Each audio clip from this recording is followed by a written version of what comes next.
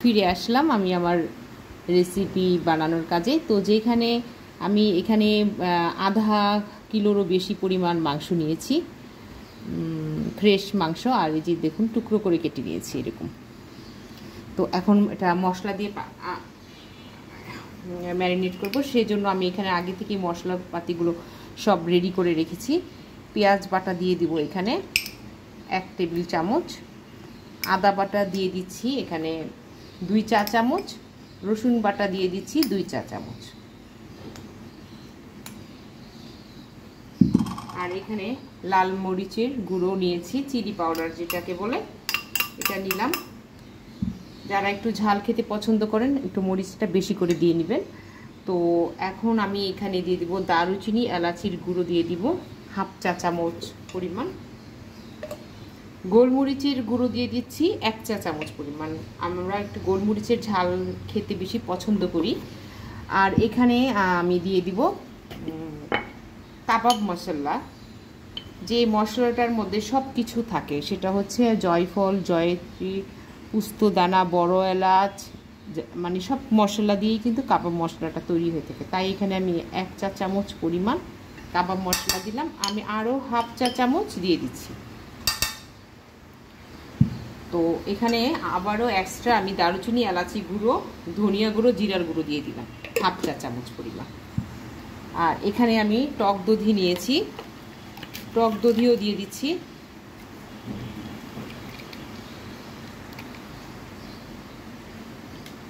টক দধি আমি এটা আমার কেনা দোকান থেকে ইয়োগার্টটা, এটা আমি দিয়ে দিলাম সবটুকু পরিমাণই।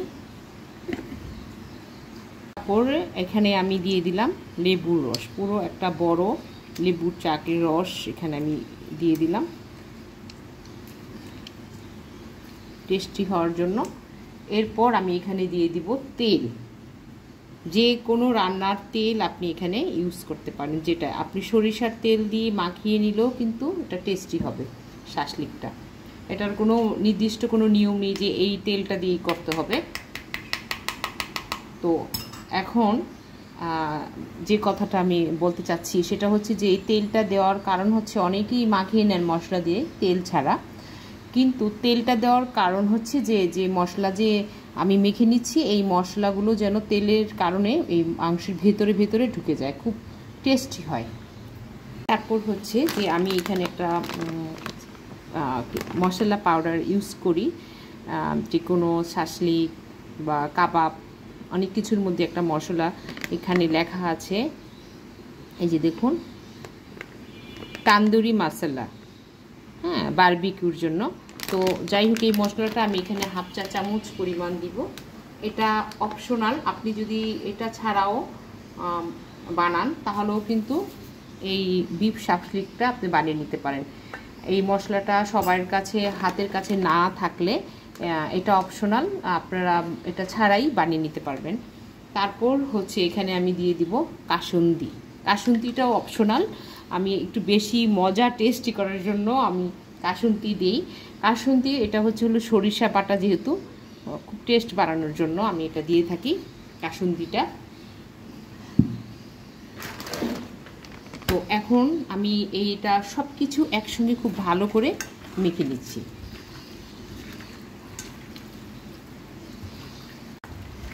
আমাদের বাসায় সবাই খুব স্পাইসি খাবার পছন্দ করে, একদম ছোট বড় সবাই। আর এই কারণে আমি আরও কিছু চিলি পাউডার দিয়ে দিলাম। এটা হচ্ছে আমার কাশ্মীরি চিলি পাউডার। খুব ভালো করে এটা আমি মেখে নিচ্ছি।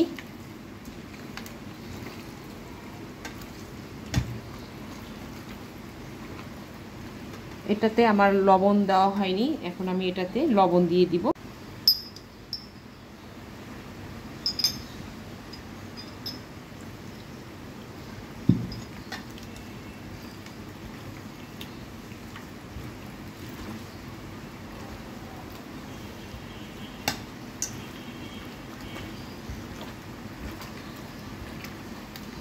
খুব ভালো করে এটাকে এভাবে মেখে নিতে হবে।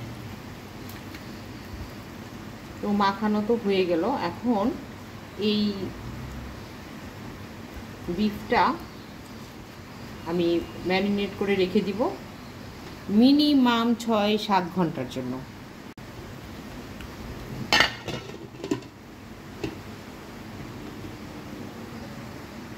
ছয় থেকে 7 ঘন্টা পর্যন্ত ম্যারিনেট করে রাখার পর আমি এটা ফ্রোজেন করে রেখে দিব। সেটা আমি যে কোনো দিন এটা আমি শাসলিক বানিয়ে খেতে পারবো, অথবা বাড়িতে যদি কোনো গেস্ট আসে তাহলে সেই গেস্টকেও খুব তাৎক্ষণিক এটাকে আপনি কাবাব হিসাবে চাপের মতো করে, মানে যেভাবে ইচ্ছা সেভাবে আপনি এটাকে ভেজে দিতে পারেন, শাসলিক বানিয়ে দিতে পারেন। যেহেতু আমি এটা আজকে শাসলিকের জন্য বানিয়েছিলাম, কিছু রেখে দিয়েছি খাওয়ার জন্য বানিয়ে নিয়েছি, আর বাকিটা আমি এরকম একটা বক্স নিয়েছি, এই বক্সের মধ্যে এভাবে রেখে দিচ্ছি।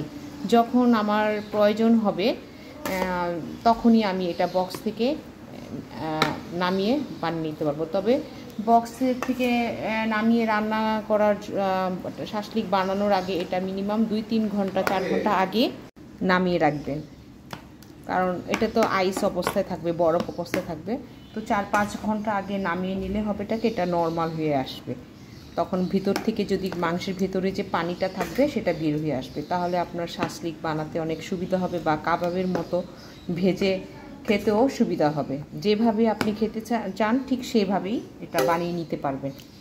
তো আজকে আমি এই পদ্ধতিটা দেখিয়ে দিলাম। আপনারাও সবাই এভাবে ম্যারিনেট করে কাবাবটাকে এইভাবে বানিয়ে নিয়ে প্রসেস করে ফ্রিজে ফ্রোজেন করে রেখে দিতে পারেন।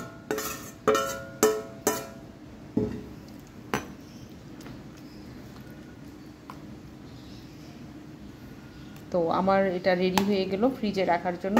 এখন জাস্ট এটা ঢাকনা দিয়ে ঢেকে নিচ্ছি, এখন ফ্রিজে রেখে দেবো। তো আমার আজকের এই ভিডিওটি আপনাদের কাছে কেমন লাগলো সেটি জানিয়ে অবশ্যই আমাকে কমেন্টস করবেন, আর অন্যদের সঙ্গে বেশি বেশি করে শেয়ার করবেন। আর এই কুরবানির মাংসগুলোকে ঠিক এইভাবে বানিয়ে খেয়ে উপভোগ করুন। কুরবানির মাংসটাকে খেয়ে নানানভাবে আমরা খেতে পারি, তো এখনই তো সময় খাওয়ার। তো যাই হোক, সবাই ভালো থাকবেন, বিদায় নিচ্ছি, আল্লাহ হাফেজ।